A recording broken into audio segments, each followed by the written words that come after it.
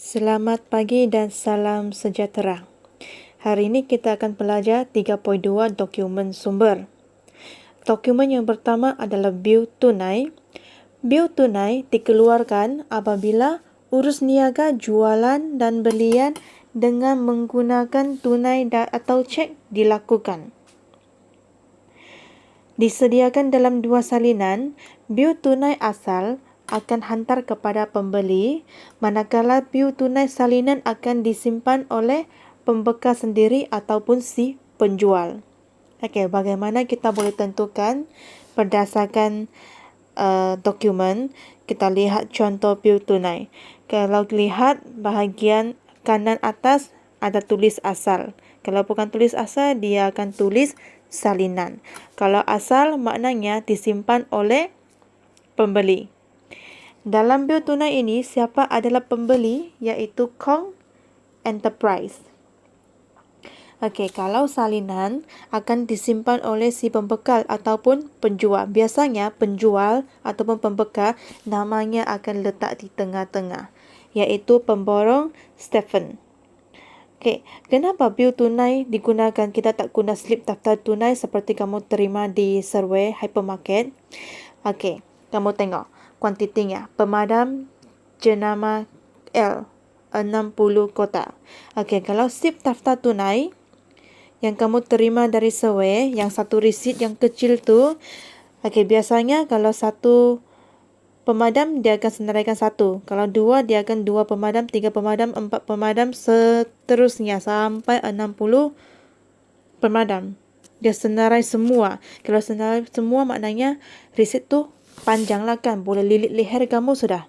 Okey, jadi untuk kuantiti yang banyak ataupun untuk syarikat ataupun perniagaan yang tertentu, mereka akan guna bil tunai. Okey, hanya tulis nilai kuantiti, nilai harga, lepas tu jumlah. Okey, lepas tu jumlah besar letak di sini. Okey, bil tunai ini kamu boleh tengok di bahagian kiri bawah yang teacher highlight warna kuning. Kalau ada nampak nombor cek, maknanya dia bayar dengan cek. Okey, yang ini masuk ke dalam bank. Okey, kalau tunai tidak digariskan dan tidak nombor cek, maknanya yang ini kamu terima bayaran ataupun membuat pembayaran secara tunai. Kita bayar cash, terima cash. Okey. Dokumen yang seterusnya, resit. Resit dikeluarkan oleh pembekal apabila tunai ataupun cek diterima. Okey, yang ini boleh kamu fikirkan situasi kamu membayar yuran PIPG. Okey, kalau kamu bayar yuran PIPG, okey, cikgu kamu akan buka resit. Okey, resit yang ditulis tangan tu, yang ditulis dengan ink, pen biru, pen hitam tu akan serah kepada kamu. Manakala ada satu salinan di bawah tu yang macam tulisan fotokopi akan disimpan oleh guru kamu. Okey, maknanya kamu yang terima resit PIPG yang asal, kamu adalah si pembayar. Okey, cikgu adalah penerima. Jadi dia akan simpan yang salinan. Okey, jadi di sini resit rasmi kita tengok bahagian kanan atas juga. Kalau dia nyatakan asal, maknanya disimpan oleh si pembayar, Wong Berhad. Kalau dia tulis salinan, maknanya disimpan oleh Halimah Trading. Okey, nampak ada nombor cek, maknanya dia bayar dengan cek. Okey. Seterusnya, keratan cek. Keratan cek ataupun dengan nama lain kepala cek. Okey. Ini keratan cek biasanya disimpan oleh si pembayar. Okey, pembayar akan memegang buku cek. Pernahkah kamu nampak buku cek? Okey, dia ada begini. Bahagian-bahagian ni. Ini adalah kepala cek. Yang ini akan tulis maklumat yang sama dengan jumlah cek ini. Lepas tu, ini akan koyak serah kepada si penerima. Okey. Apa keadaan kita bayar kepada si penjual. Kita bayar kepada pembekal. Okey, jadi cek akan serah kepada si penjual, pembekal. Kepala cek sentiasa simpan oleh si pembayar. Okey. Tarik mesti ada, penerima siapa dia, apa tujuannya, lepas tu nilai kita tengok di bahagian 4. Cek ini. Okey, cek ini nilainya adalah 5600. Ini adalah nombor cek.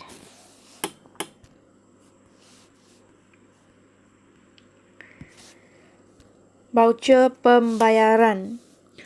Voucher pembayaran dalam bahasa Inggeris adalah payment voucher. Pernah kamu dengar payment voucher? Okey, payment voucher ini dikeluarkan apabila kita tak dapat apa-apa dokumen. Okey. Contohnya, gaji. Gaji bekerja. Bekerja kerja dengan kamu. Dia tiada pukul resit, dia tiada apa-apa. Jadi, apabila kamu bagi dia gaji, bagaimana kita wujudkan satu dokumen menyatakan, membuktikan kita sudah bayar gaji, kita akan guna voucher pembayaran. Yang ini tiada asal, tiada salinan. Satu keping sahaja. Okey, satu keping sahaja. Duit serah kepada pekerja, lepas tu pekerja dia akan tanda tangan di bahagian penerima. Okey, bukan sahaja gaji. Okey, contoh lain yang tiada dokumen resit. Contohnya bil elektrik. Okey, kalau kamu bayar bil elektrik di post office, kamu bagi dia bil elektrik yang panjang-panjang, yang bil elektrik. Okey, cashier dia akan ambil, lepas tu ambil duit kamu, lepas tu dia akan buat tulisan digital yang guna komputer, tulis di bawah menyatakan kamu sudah bayar. Okey, ini boleh jadi bukti, tapi kita akan buka satu lagi voucher pembayaran supaya lagi jelas. Okey, nyatakan bil elektrik berapa, jumlahnya berapa.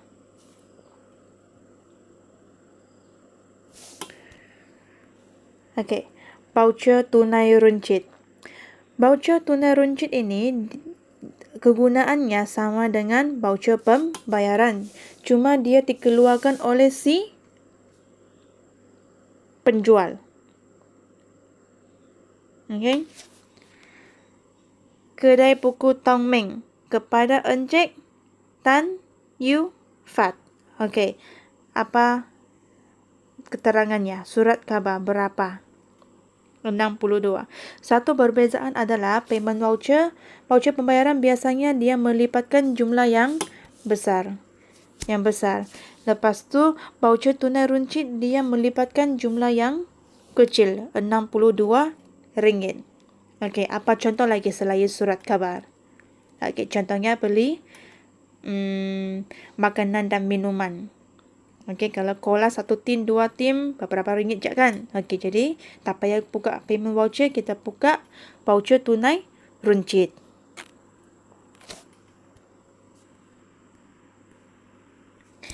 Okey, slip daftar tunai. Slip daftar tunai adalah dokumen sumber yang paling kerap dijumpai. Okey, kenapa paling kerap? Okey, tak kisahlah kamu beli barang di Serway ke, di ramai-ramai ke, di kedai runcit kecil ke, asal dia ada satu mesin daftar tunai, yang ini, mesin daftar tunai, dia akan keluarkan resit. Resit yang kecil ini. Okey, kita biasanya panggil resit kan, tapi sebenarnya namanya adalah slip daftar tunai.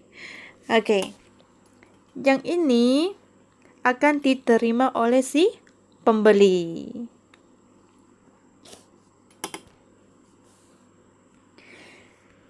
Seterusnya, slip bank, slip deposit check. Okey, yang ini apabila kamu melakukan urus niaga dengan bank, okey, kamu akan dapat satu slip bank apabila kamu bank in ataupun buat withdrawal, ambil duit. Okey. Bank yang berbeza akan mengemukakan slip bank yang berbeza, tapi informasi yang perlu diisi adalah sama. Okey, yang ini adalah contoh slip bank.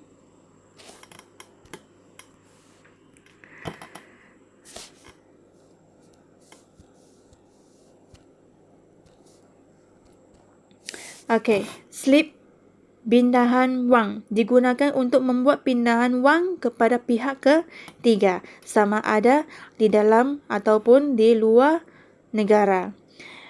Okey, maknanya kamu kirim wang. Okey, kalau kamu asal dari Indonesia tapi kamu kerja di Malaysia, lepas tu kamu nak kirim balik duit, kamu akan pergi kedai-kedai, contohnya Easy Tunai, EZ Tunai. Okey, tak tahulah ada cawangan di Lada tu ke tidak. Kamu pergi kedainya, okey, kamu isi satu borang, lepas tu kamu akan bagi dia duit. Okey, duit tu dia sudah terima, lepas tu dia akan tengok berapa rate pertukaran wang antara Indonesia dengan Malaysia. Dia akan tukar rate-nya, tukar duitnya ke dalam rupiah, lepas tu tolong kamu kirim ke kampung kamu. Contohnya lah. Okey, contohnya lah kalau kamu dari Indonesia. Contoh sahaja. Okey. Slip transaksi berbankan elektronik. Okey, yang ini apabila kamu membuat urus niaga di depan ATM. Ambil duit ataupun cash deposit. Okey, kamu akan terima satu dokumen yang kecil. Okey. Okey, dalam contoh ini adalah cash withdrawal berapa? 300. Maknanya kamu keluarkan duit dari mesin ATM sebanyak 300.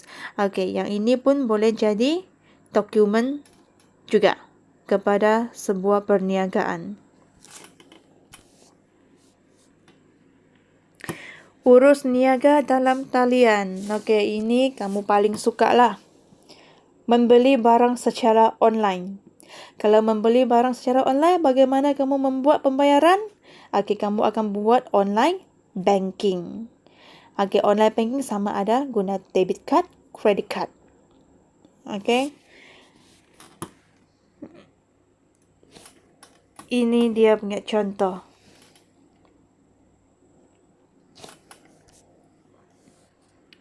Okey, makluman debit.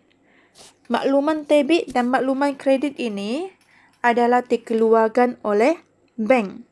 Makluman debit ini maksudnya duit dalam bank kamu akan semakin berkurangan berdasarkan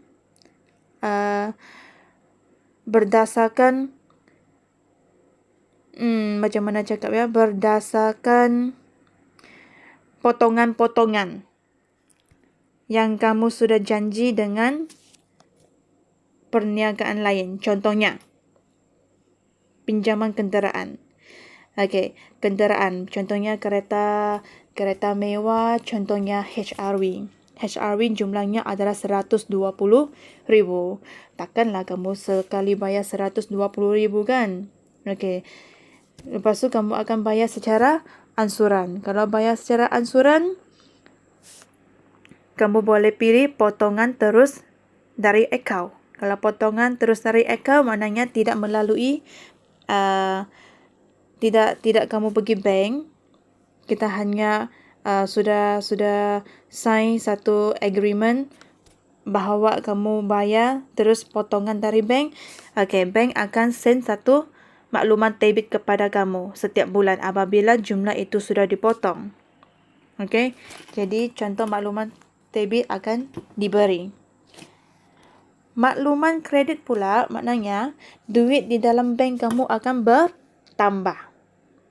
Okey, contohnya kamu sudah simpan 5,000 dalam bank. Okey, dalam bank tu 5,000 tu sudah simpan setahun. Okey, mesti ada kadar interestnya kan, ada kadar faedahnya kan. Kadar faedah itu menguntungkan kamu. Okey, jadi duit kamu dalam bank akan bertambah. Okey, jadi bank akan keluarkan satu makluman kredit kepada kamu, bagi tahu berapa duit kamu terima. Bank kamu bertambah berapa duit. Okey, contohnya kamu akan ada fixed deposit. Okey, kadar rate-nya adalah 3%. Daripada 3% tu, selepas setahun kamu akan untung 150. Okey, jadi dia akan keluarkan makluman kredit bagi tahu kamu. Okey, contoh dalam buku teks dia adalah dividen. Maknanya kamu ada beli saham. Okey, jumlahnya adalah 4600.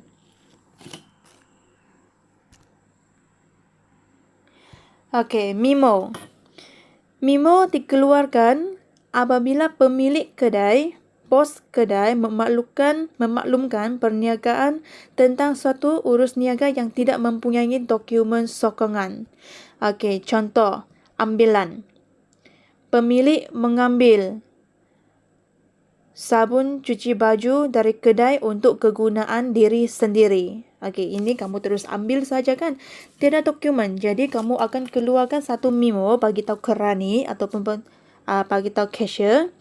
Okey, kamu sudah ambil satu pack sabun cuci. Nilainya berapa?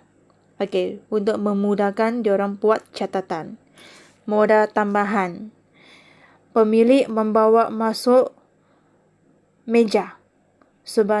Nilainya sebanyak 400 ke dalam pejabat. Okey, kita angkat meja tu dari rumah. Mana ada dokumen kan? Jadi, apa dokumen sokongannya? Kita akan keluarkan memo. Contoh memo, kepada siapa, daripada siapa, tarikhnya berapa, okey, perkaranya.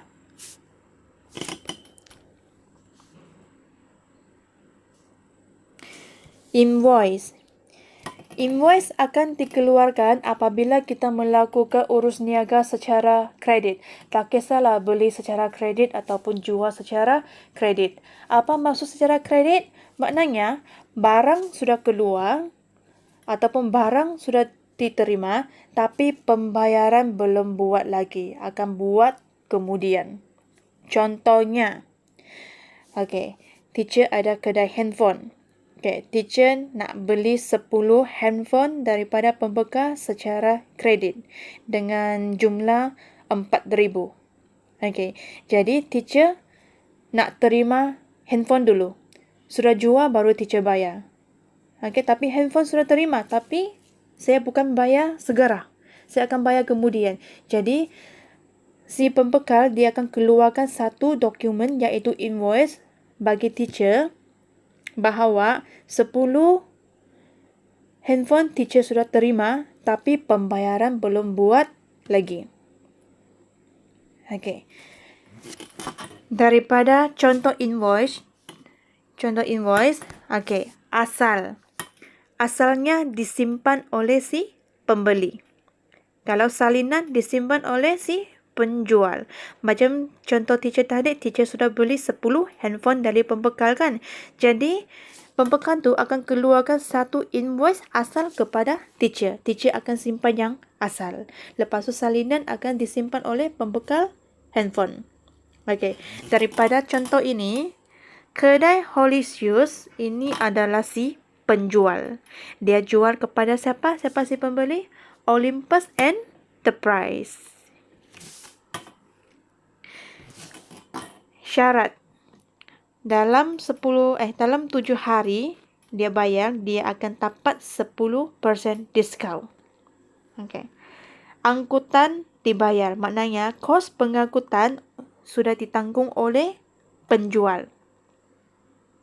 Kedai Holisius. KNKDK. Okey, kita boleh tengok di sini. KNKDK merupakan singkatan kepada kesilapan dan ketinggalan dikecualikan. Syarat ini membolehkan pembekal membuat pembetulan ke atas invoice yang silap sama ada kesilapan terlebih charge ataupun terkurang charge. Okey, ini singkatannya. Kesilapan dan ketinggalan dikecualikan, ini kamu kena ingat ya, sebab sering ditanya dalam soalan-soalan SPM.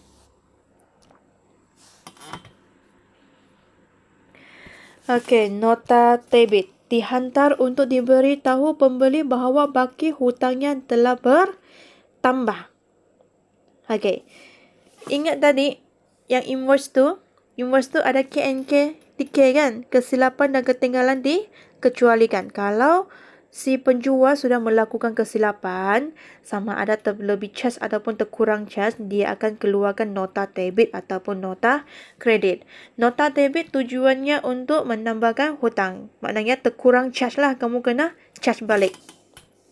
Okey, kalau charge balik, di sini butirannya dia akan tulis charge ke atas bekas kosong yang tidak dipulangkan. Jumlahnya berapa? Sama juga. Asal diterima oleh si pembeli. Kalau salinan disimpan oleh si penjual. Siapa penjual? Kedai elektrik KWF. Siapa pembeli? Xiong Kyung.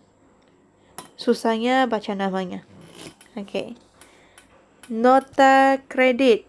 Nota kredit maknanya terlebih charge. Okey, apa situasi yang terlebih charge? Okey, contohnya pembeli memulangkan barangan kerana salah jenama, rosak ataupun tidak sama model dengan barang yang dipesan. Okey, kalau salah barang, kita sudah terima salah barangnya. Lepas tu kita akan kembalikan kepada pembekal, si penjual. Okey, kalau sudah kembalikan, maknanya nilai yang kamu beli secara kredit yang guna invoice akan berkurang. Sebab kamu sudah kembalikan kan? Jadi, nota kredit akan dikeluarkan oleh si penjual. Bukan pembeli ya. Si penjual yang akan keluarkan.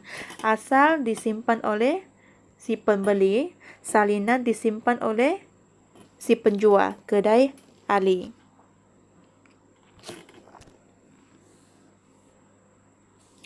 Okey, bil bayaran, kadar bayaran. Okey, yang ini bil elektrik, air dan telefon. Okey, yang tadi teacher yang bagi contoh dalam payment voucher tu kan. Okey, kalau tiada payment voucher disediakan, boleh terus guna ini. Dokumen-dokumen ini sebagai dokumen sokongan.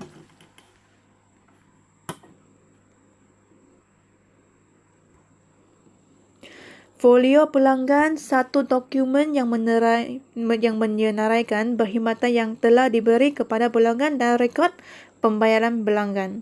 Okey, yang ini adalah contohnya. Contohnya kamu membuat urus niaga di dalam post office.